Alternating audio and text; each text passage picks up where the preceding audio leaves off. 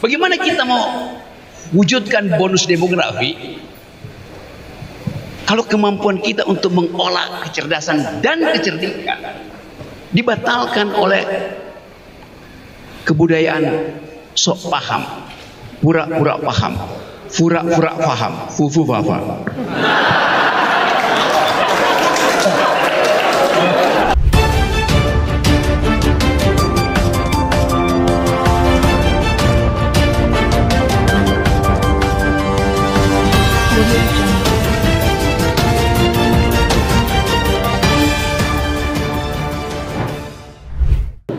Yang mana mau ini ya? Iya.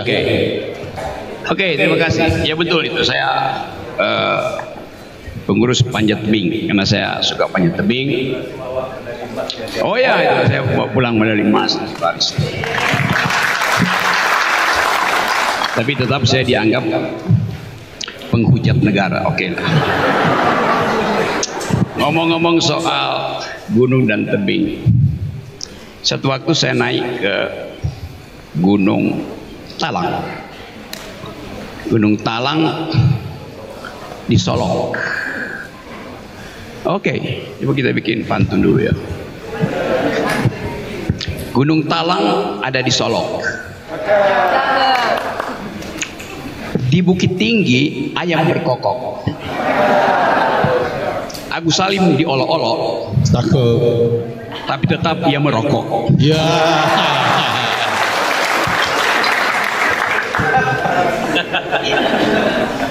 Oke, balik ke Gunung Talang ya. Saya naik Gunung Talang dan di puncak Gunung Talang itu, kira-kira setelah dia terbakar kan tahun 2012. Jadi dia terbakar, saya mau tahu seluas apa. Jadi saya naik Gunung Talang, habis kasih kuliah di Universitas Dallas.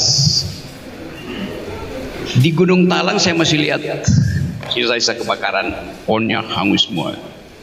Ada di sini yang belum naik Gunung Talang. Yang belum naik bukannya udah naik. Banyak. Jadi saya lebih paham alam Minangkabau dari kalian. Di Gunung Talang saya lihat kebakaran, dan ternyata di Gunung Talang itu banyak makhluk yang tak berkumis dan tak berjenggot, yaitu babi hutan. Yes, that's Gunung Talang. Tapi sekarang kalau kalian ingin lihat babi hutan, nggak perlu ke Gunung Talang, cukup kalian datang ke Senayan.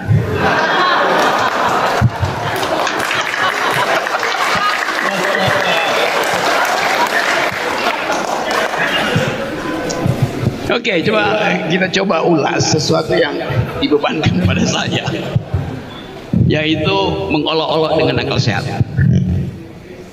Semua orang yang punya pengetahuan, logika, dialektika, pasti dia mampu mengolok-olok yang memungkinkan pikiran itu diucapkan. Olok-olok itu bagian dari upaya untuk mengucapkan pikiran.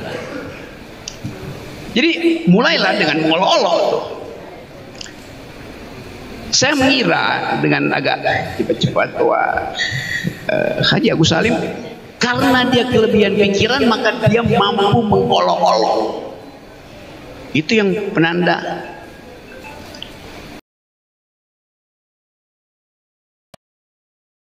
tanpa olok-olok nggak ada diplomasi.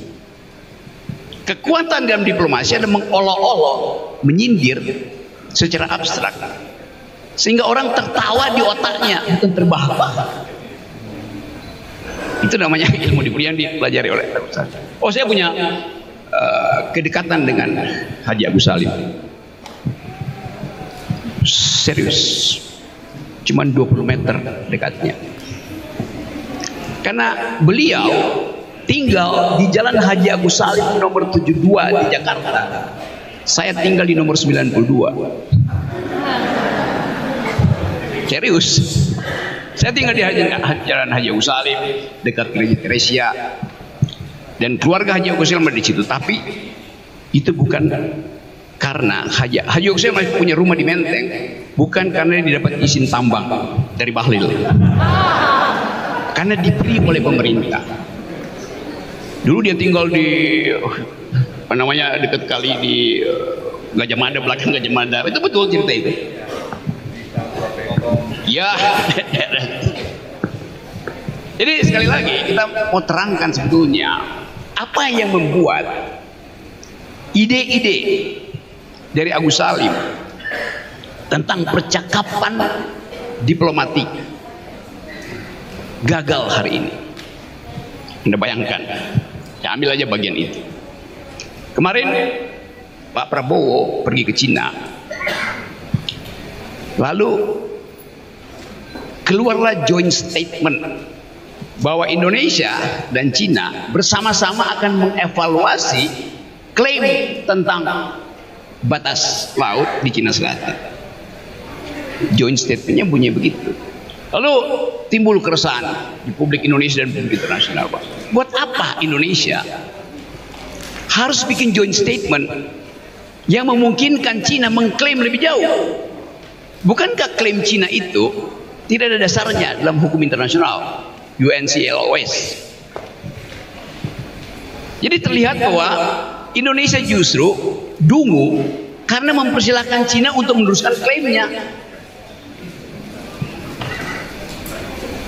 Lalu terjadi keributan. Menteri Luar Negeri terpaksa mesti keluarin lagi keterangan bahwa ya bukan itu yang dimaksud.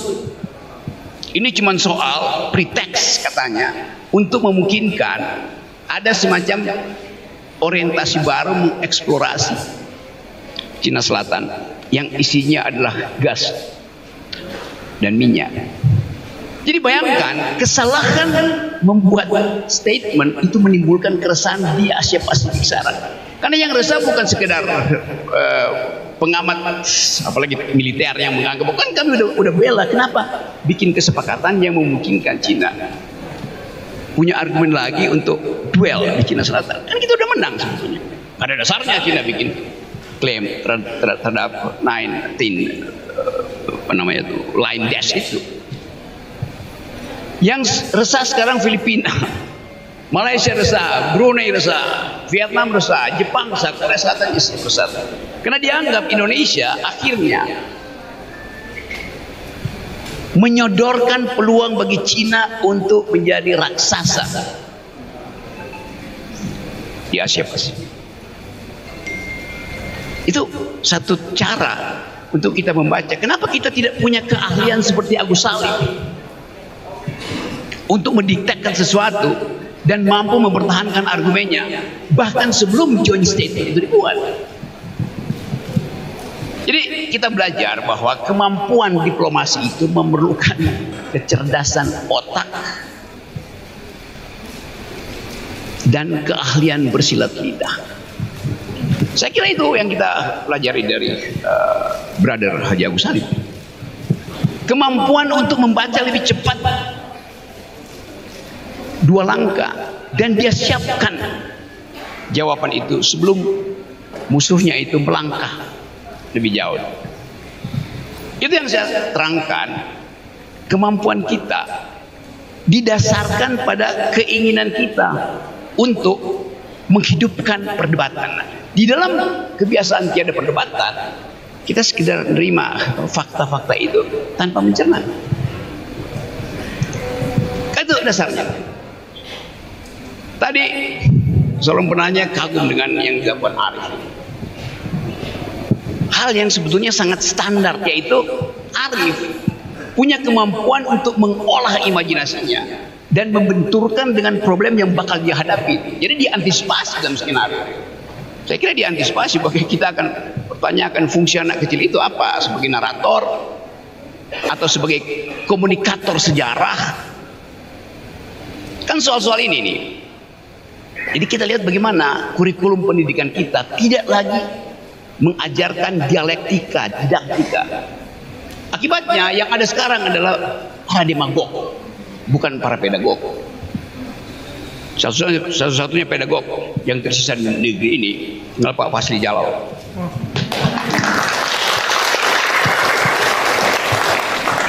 Kita ingin dari Minangkabau ini yang kaya dengan pedagogi, yang kaya dengan kemampuan berpikir dialektik masuk kembali dalam politik. Kan politik itu hanya diucapkan kalau Anda punya dalil, bukan karena punya amplop. Dalil itu hanya disebut dalil kalau dibantah oleh dalil tandingan. Terjadi percakapan argumentatif. Jadi saya bayangkan misalnya suatu waktu kalau kita hidupkan kembali akal pikiran kita akan katakan bahwa Sumatera Barat kelebihan pikiran dan kita bisa subsidikan pada negeri ini yang kekurangan pikiran. IQ nasional kita itu tinggal 78 masalahnya. IQ nasional kita tinggal 78. Bayangkan Singapura 115, Finlandia ya sekitar Asia Pasifik, Singapura 115, Vietnam 105. Bagaimana kita mau wujudkan bonus demografi kalau kemampuan kita untuk mengolah kecerdasan dan kecerdikan dibatalkan oleh kebudayaan sok paham, pura-pura paham, pura-pura paham, fufu fafa.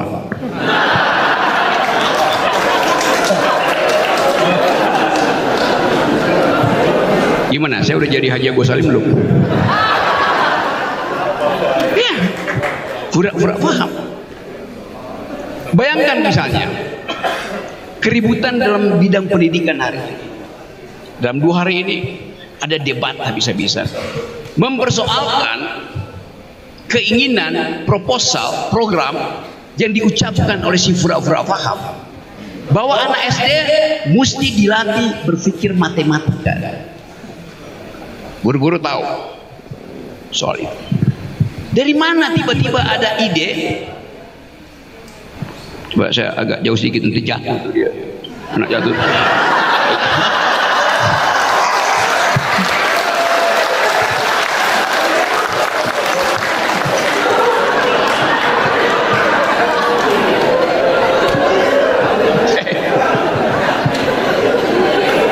Saya lanjutkan ya. Dari mana ada ide untuk mengubah kurikulum TK supaya dari sejak TK anak-anak itu diajar matematik? Pedagogi macam apa itu? Di seluruh dunia anak TK itu diajar bermain supaya rekreasional tumbuh, imajinasi tumbuh dari dia bermain. Jadi kan mestinya kita dengar sesuatu dari sang ahli. Kalau saya bikin cara membedakan apa bedanya atau apa samanya Arif dengan beliau.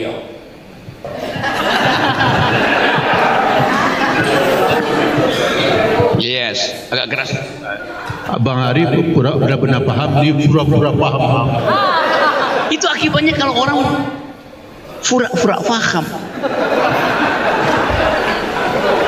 Padahal sebetulnya beliau kegiatannya bermain-main, main Tamiya, main figur-figuran. Kenapa dia nggak pakai dalil itu? Anak kecil akan bilang iya, Bapak suruh kami belajar. Anak TK akan bilang, Bapak suruh kami belajar matematika, sementara Bapak bermain-main yang adalah mainan kami.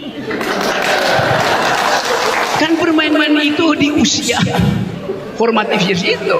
Usia TK dia main Lego mestinya. Ini seseorang pembesar bermain Lego. Waktu dikumpulin dari kantornya itu mainan ternyata semua masukin kardus. Itu beda antara pembesar dan orang besar. Umur 26 dia sudah punya imajinasi,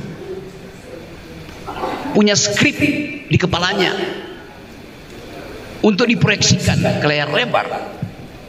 Dia punya papan besar.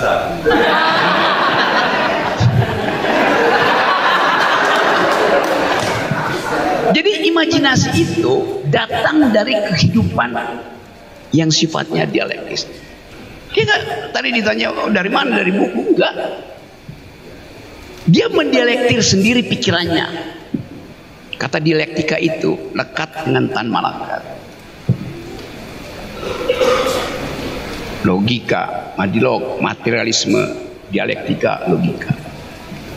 Coba kita tanya pada yang bersangkutan, tahu nggak siapa itu Tan Malaka? Oh iya, itu nama selat.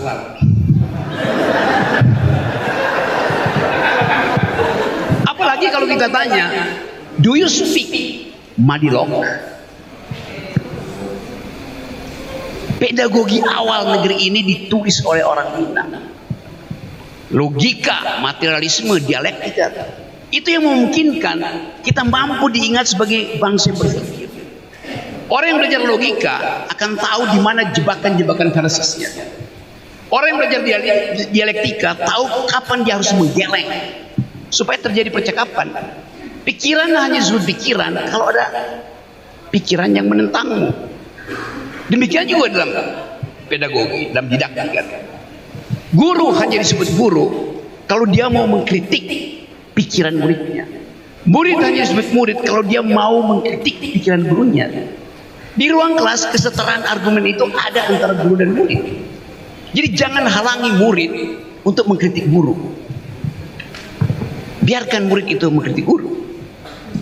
Kita ingin dialektika itu jadi fondasi pikiran kita, supaya timbul semacam percakapan akademis. Biarkan murid itu mengembangkan imajinasi. Bayangkan misalnya, coba kita bikin sedikit permainan kecil. Guru-guru konvensional mengajarkan bahwa sungai itu adalah apa yang mengalir dari gunung pergi ke laut. Terus menerus kurikulum itu kita hafal-hafal. Lalu ditanyakan pada si murid, apa itu sungai? Ya, air yang mengalir dari gunung ke laut. Dan itu yang bikin gundul hutan justru.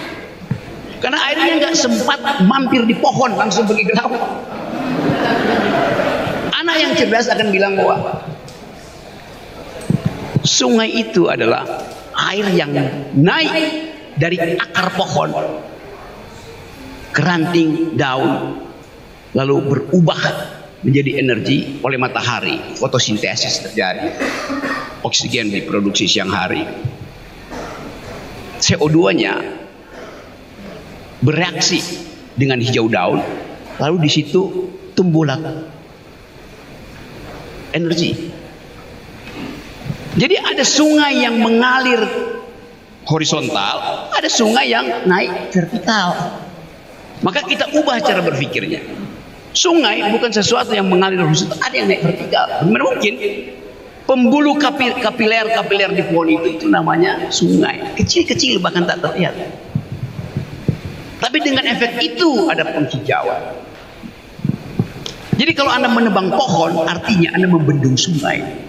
Sungai di dalam batangnya. Kan itu cara berpikir. Kalau kita terapkan misalnya madilog, kira-kira begitu cara berpikirnya. Kalau Tan Malaka ada di sini, dia akan tambahkan contoh ke saya. Tapi kita tahu apa yang disebut metode. Berpikir artinya menggeleng, bukan mengangguk. Sering saya terangkan bahwa kalau Anda punya pikiran, biarkan pikiranmu itu diributkan orang. Di kita meributkan pikiran itu langsung kena ITE. Bagaimana kita bisa tumbuh di dalam dialektika kalau pikiran itu terhalang oleh undang-undang ITE?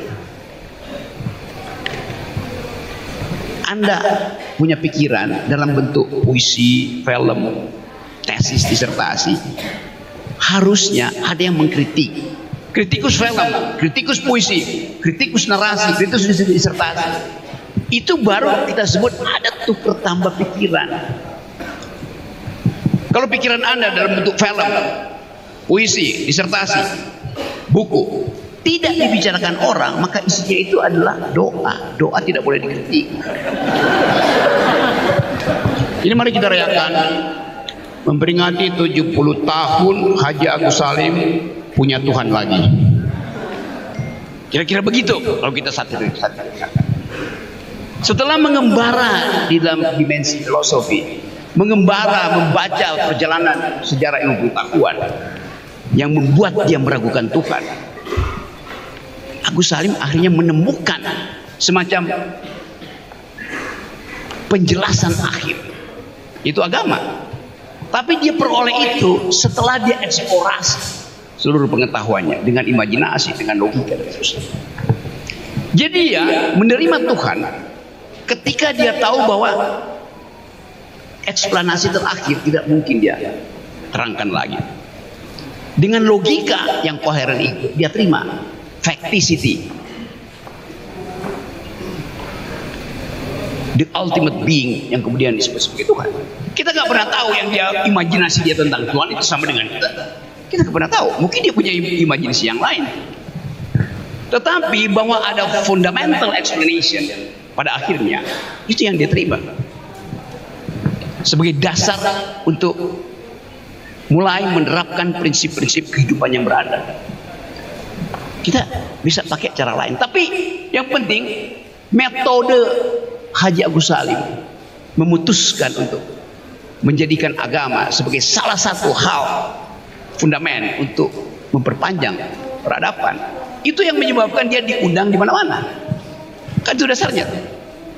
Jadi sekali lagi kita mau bercakap-cakap tentang fungsi dari pedagogi yang diajarkan secara otodidak oleh Haji Agus Salim.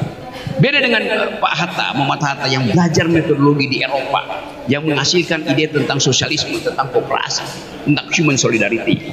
Nah, kita ada di sini untuk mulai mengintip bahwa pikiran-pikiran dari Tanah Minang ini dihidupkan kembali di dunia. Sekarang di dunia orang bicara tentang human solidarity yang sudah dibicarakan oleh Muhammad Hatta beberapa tahun yang lalu, beberapa abad yang lalu. Orang bicara sekarang tentang persaudaraan manusia, hal yang didiktekan oleh Sultan Syahrir.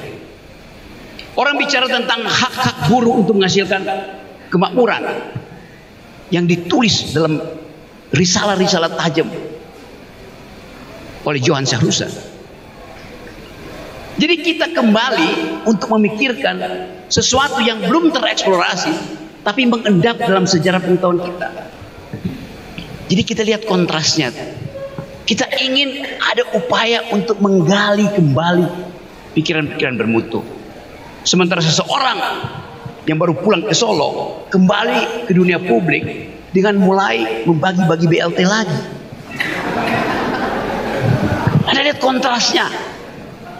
Jadi kesempatan ini sangat bagus bagi kita supaya ada sesuatu yang kita anggap tesis baru dari Tanah Minang. Bring intellectual back into politics. Kembalikan kekuatan berpikir ke dalam politik supaya kita bisa halangi dari sekarang makhluk-makhluk yang tidak berkumis dan tidak berjenggot menguasai republik ini. Oke, luar biasa Udaruki ya.